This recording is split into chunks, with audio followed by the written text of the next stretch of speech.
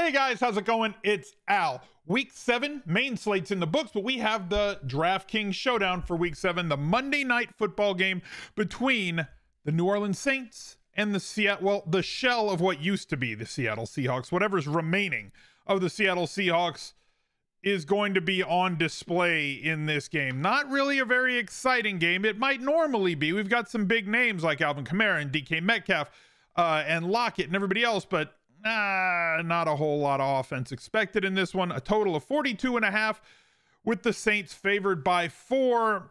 It's going to be interesting to say the least. We're going to break it all down for you, as well as take a look at a couple of other things a little bit more in depth for this game. We're going to take a look over at the Fantasy Labs lineup builder to see how we can go about building lineups by hand or using the multi-lineup tool to mass multi-enter, whether you are a high enough bankroll player to put 20 max or 100 or 150 in the $15 tournament, or if you want a 20 max, the 20 max tournament for $3, or if you're a mini max player and just starting out using a lineup builder, it's a good idea to try and find out if you are good enough to do that, because if it's a skill that you can master, you can win a whole lot of money real fast. So thank you guys for being here. Drop a like on the video, subscribe to the channel, leave me a reply down below. Let me know something that went right for you on the main slate. We'll talk about everything that went wrong on the recap video on the second channel, Al Smizzle Games. Tell me something that went right for you this weekend, and let's get to the Monday Night Football Showdown. He's a legend.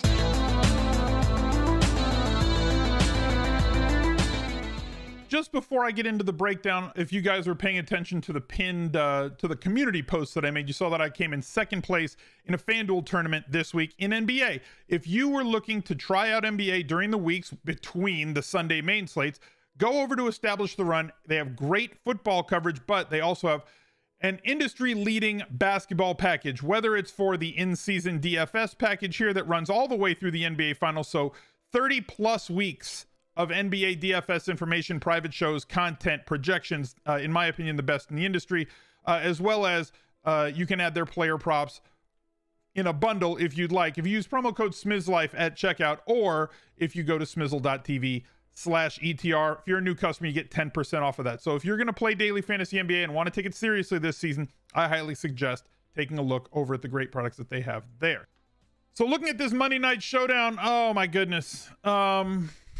I don't know. There's not much here. There's not an awful lot of meat on the bone, unless this game goes completely off the rails, which I don't know if it can. I mean, look, it could. It's in Seattle, right? So weird things happen when teams play on the road.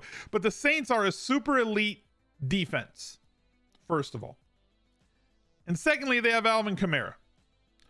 And we're complaining about how much they're throwing the ball to Alvin KAMARA, but like, they aren't even throwing the ball to anybody. And KAMARA is leading the team in terms of targets, so it's not as much that they're not throwing the ball to Alvin KAMARA. They're just not throwing it to anybody. When you look at the matchup against Seattle, yeah, we would rather play running backs at home, but we like to play favored running backs too. When coupled, it's extremely powerful. But the Saints favored by 4 here, 23 expected points from them. KAMARA is going to be the super chalk, both in the flex and in the captain spot this week, and you can certainly afford him based on all the value that's out there, how viable the Saints defense is going to be in this game. Seattle is allowing 28 carries, 119.5 rushing yards, just under a touchdown per game on the ground, and 6.5 catches just to opposing running backs. It doesn't count rushing yards in total, doesn't count if they run a reverse to a wide receiver, or if a running quarterback runs the ball against them. That's only to opposing running backs. So KAMARA, as I said, going to be super chalk in this situation. I think that he is, if you're playing single entry, if you're playing 50-50s on this slate, he's pretty clearly the optimal captain in this spot. The only thing that could keep him, or the biggest threat, I guess, right, would have been if Taysom Hill was going to be in to vulture touchdowns around the goal line. But like, he's already out. So as I said, KAMARA, the stud play at quarterback. But if we're going to go with Jameis Winston, because quarterbacks, look, he's got two games where he threw 4 and 5 touchdowns so far this year. So there is big time upside for Jameis Winston if they kind of go the other way. And it's not as though KAMARA is not talented in the passing game and can't catch balls from him. So if Jameis Winston ends up being the optimal captain, or if you want to be different and build a Jameis at captain lineup because you think maybe he's going to have a 30-point day or a 27-point day. Maybe KAMARA only has a 22-point day, which would make Jameis the optimal captain. You slide him in there. I'm going to want you to build a group with his pass catchers. Let's take a look at, if you want to call them pass catchers at this point. They just don't throw the ball. 22 targets through 5 games for Alvin Kamara. I can bring this up higher so you can see the whole list. Kamara with 22, 20% of the market share. Marquez Callaway with just under 20%. Deonthe Harris, we're not going to know until like 90 minutes before the game with actives and inactives who's actually going to be ready to go in this one. Like Deonthe Harris might not play in this game, which would vacate another 13% of targets. Trautman would be all right. Juwan Johnson might also step in and run some routes there. They may get Traquan Smith back from the IR. Again, we're not going to know. So if we're building with Winston at captain, we're going to include every one of his pass catchers. And considering that Alvin Kamara is leading, usually we don't push the running back into the, use 2 of the pass catchers with the captain quarterback. I'm going to do it this week because Alvin Kamara leads this team in receptions. Use Callaway. Michael Thomas not going to be back for a few weeks, so he's not even somebody we need to deal with. I told you got to watch the news on Harris. All right, just came out then. Says that he will not play. Great. So that's one less guy that he's got to throw the ball to. They're just a mess. This offense is going to just be a hot freaking mess. So like that leaves Juwan Johnson, who's a converted wide receiver playing tight end, might line up a little bit more on the outside. You've got Kenny Stills, right? Going to be in play this week. We have Adam Trautman, everybody's favorite tight end pick, the underdog pick that everybody wanted to pick in their best ball teams. He's viable this week because there's just nobody else to throw the ball to. And anybody else that you think is going to play, like Chris Hogan, if you think that he's going to get, and then they placed him on the reserve retired list. This sucks. This slate just sucks.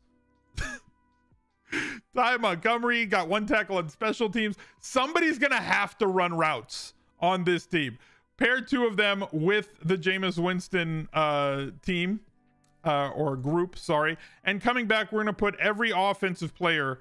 We're going to use the kicker as well with Jameis Winston. We're going to put every offensive player in with them. And then the running backs on this team are going to be very interesting, at least in terms of Seattle. So let's take a look at their target tree. And then their target tree changes now, obviously, because they don't have Russ Wilson throwing the ball. It was basically DK Metcalf and Tyler Lockett. They were getting all the targets, 26.5, 27% of the targets. And they were valuable targets because they were coming from Russ Wilson.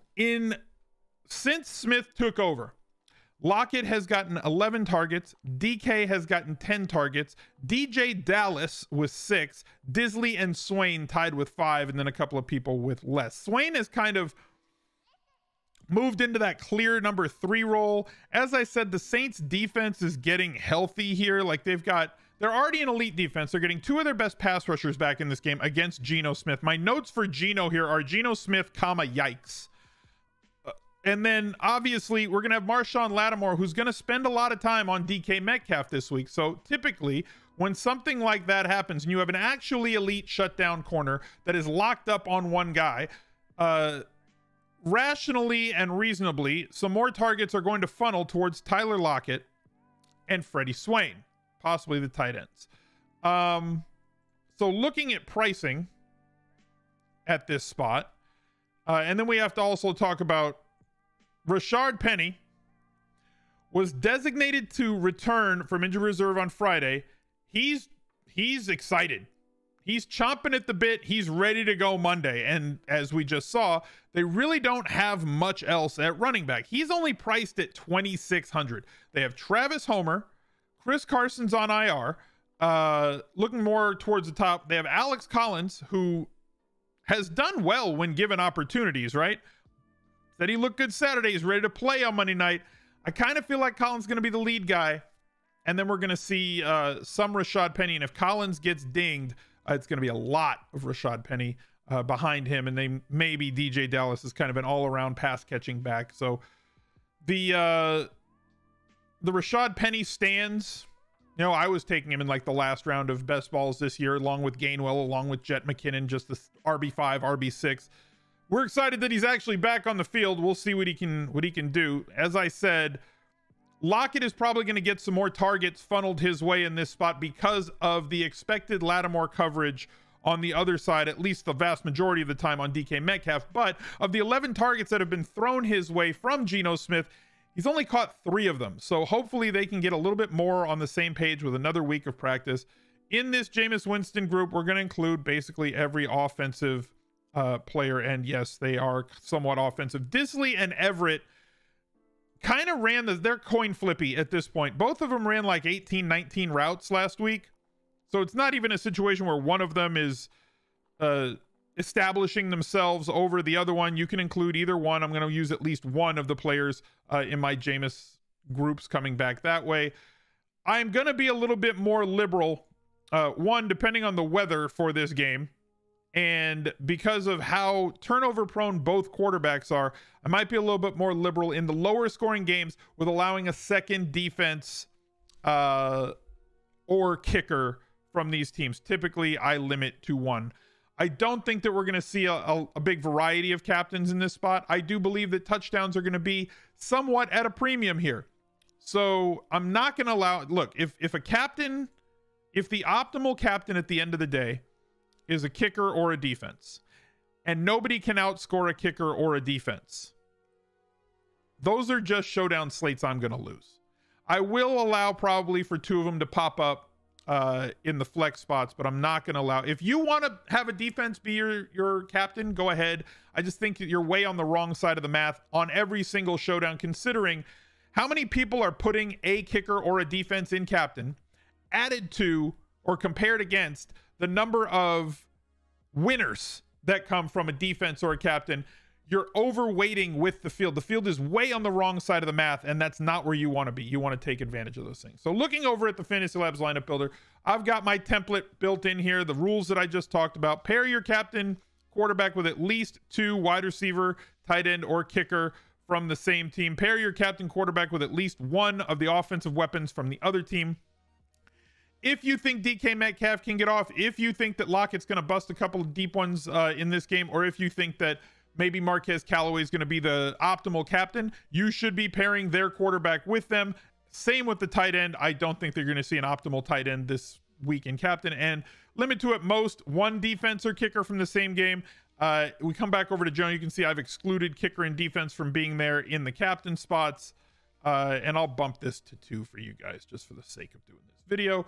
Hit that apply settings button. Come on over here. Make 150 lineups. Make as many as you want. Typically, I'm going to do it by ceiling for this. But in terms of this video, just to mess with the people that are scrolling through looking for lineups, I'm not going to limit my quarterbacks, which I will normally limit to about 6 or 7% each. Nothing's going to change for this game as well. I would also sort by ceiling, not rating or floor, when I build my lineups. That's it. That's all it really takes. And then you're going to massage your allocations and combinations and build that last player group in the settings, the one that I really like to look at to try and differentiate my lineups over here in player groups. Add a group, use at least 1, and then I'm going to add in like 4 or 5 players that I think are going to be under 10 or 15% on the night to make sure that I get a little differentiation, because if you win showdown, the last thing you want to do is come in first and be tied with like 1,000 people. You're probably going to be tied. It's really impossible, like near impossible, to win solo on DraftKings with the 1.5x. But if you split with 10 people, much better than splitting with 1,000 people. So hope that you like to drop a like on the video, subscribe to the channel, go check out ETR and Fantasy Labs, and on look out for another video right there. He's a legend.